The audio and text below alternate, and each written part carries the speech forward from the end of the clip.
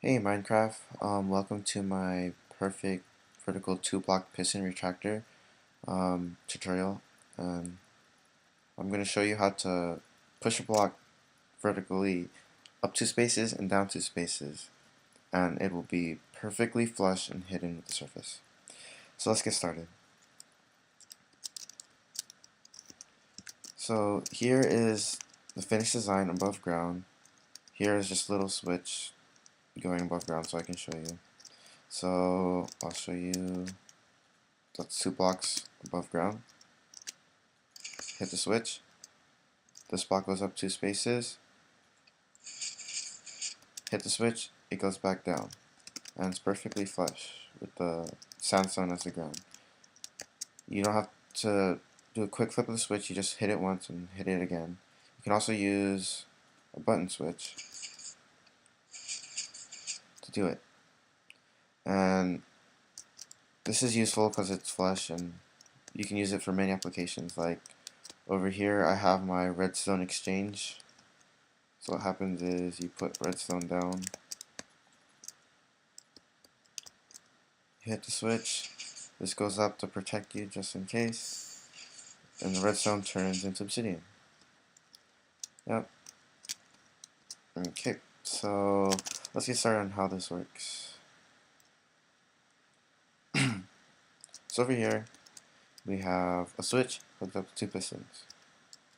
Hit this, it pushes that piston up, but the block doesn't go anywhere. Here we have the switch hooked up to both pistons. Now the block goes up 2 spaces. Woohoo!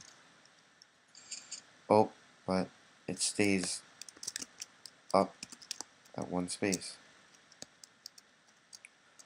So we need to be able to pull this piston back down. So to do that, we're going to send a delayed signal a tick or 4 ticks after to relight this piston and pull this one back down. To show you that, we'll do this. It goes up. You do that and you see it pulls this one back down.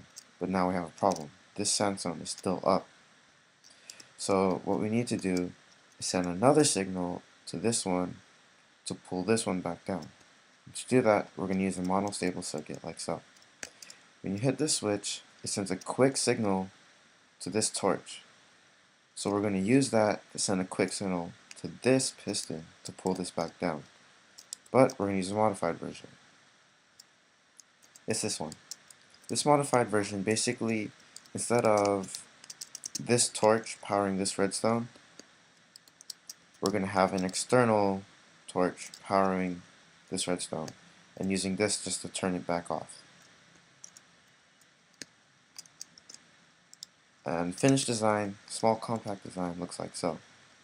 You hit this, it goes up 2 spaces, hit it again, it goes back down. Right here you have your delayed signal going 4 ticks later. You have your switch hooked up directly to this one and directly to this piston. Then you have your monostable circuit in back with the inverted switch or inverted part going to this redstone torch and the monostable circuit turning it off later. So we'll go to the big multiple, whoa, crazy design. So what happens here is, let's get rid of this. So what happens here is you have your central control center where your power comes from. So this, you have one lead going straight directly to the pistons, your first piston.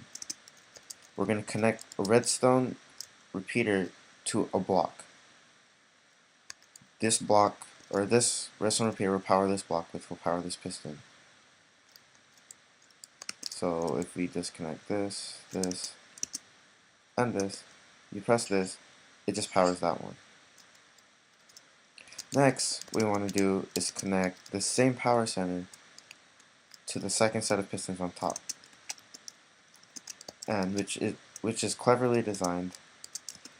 We're going to use this area right here, this surface area, to actually power it. So yes, this part, the sandstone right here is required. So to power this piston, we're going to set another lead doing the same thing up here. But instead, we're going to have redstone torches right behind these pistons, and behind those, a set of repeaters connected to an inverted switch. So these torches remain off. So if I remove this, you'll see it'll keep this powered, which we do not want. So we have to invert the signal by putting a NOT gate right behind the switches. And we connect that to power source right here. I'm going to show you how that works. Just hit this. Well, hit this, it sends a signal powering it. Okay. Next, we want to be able to pull that piston back down. So to do that, we're going to send another signal to these pistons. And this is where the clever part is. We use the same block, which we were wondering why earlier. Why are we powering a block instead of just powering it directly? We're going to power this block by another set of torches. And these torches are going to be connected to another set of redstone repeaters connecting to a NOT gate. But this NOT gate is delayed by 4 ticks, just like in our example over there. So we connect that to our power source again. And when we do this, it should send a signal to pull that back down, like so. Now we have our 3 main parts.